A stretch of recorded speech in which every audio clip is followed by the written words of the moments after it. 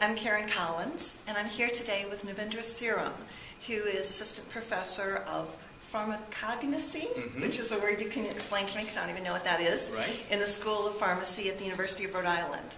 And he's got years of research in the area of inflammation and botanical compounds that influence that. That's compounds from plants, like some of the plant foods that you know you should be eating more of. But there's a lot more to the science than that. So thank you so much for joining me today. I appreciate it very much. Thanks for having me on your blog. Oh, absolutely. It's my first blog. There's a lot of talk along in the lines of fighting inflammation.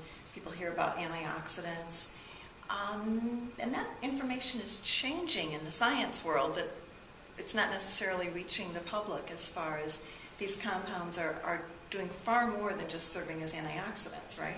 Correct. And antioxidants, I think, it's been around for a long time, and consumers understand it. Unfortunately, what has happened is that, and I don't know whose fault this is, but people are, what's a better antioxidant? You know, is a blueberry better antioxidant than a pomegranate? Is red wine a better antioxidant than coffee? And unfortunately, because of these lab-based methods that we have, it's become a race. And what's the unit of measuring antioxidation? The problem is, these are all lab-based assays in terms of antioxidation. What science has shown, and we have moved on from there, is that these plant compounds, they are working in the body, because once it gets in vivo, in the body, all bets are off. When they get into the body, they're working beyond antioxidation.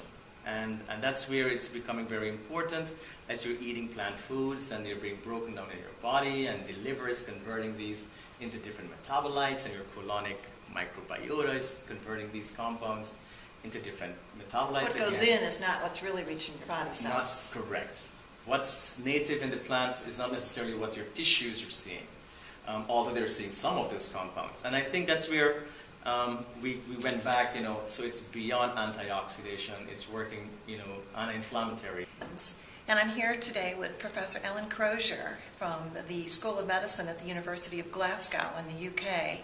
He's a world-renowned expert in the study of compounds in plant foods that you might have heard about called flavonoids.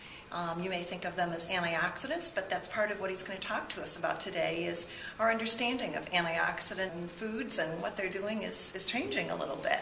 He looks at how they travel through the body and what happens to them. And thank you so much for being here. I appreciate it. Okay, my pleasure. So you were saying the whole antioxidant thing's gotten a little confused. It's got confused because these compounds, which we deemed as antioxidants in the test tube, don't function as antioxidants per se in the body. They're metabolized after you've ingested them, and they don't actually scavenge free radicals, which are damaging to the body directly, but they appear to activate the body's own antioxidant defenses. So the databases of different compounds and fruits and vegetables, their antioxidant activity has been withdrawn by the USDA. And in fact, these antioxidant assays are measures, rough and ready measures of polyphenolic compounds, flavonoids that are in fruit and vegetables. So I think they still have some value in that those that are high will be high in these potentially protective polyphenolic compounds. Those that have low antioxidant activity will be low in phenolic compounds. So I still think they're of value, but if one is to be 100% accurate, they're not antioxidants. So the bottom line is those foods that people have been looking up as or hearing about as high in antioxidants, they're still good. Stick with them.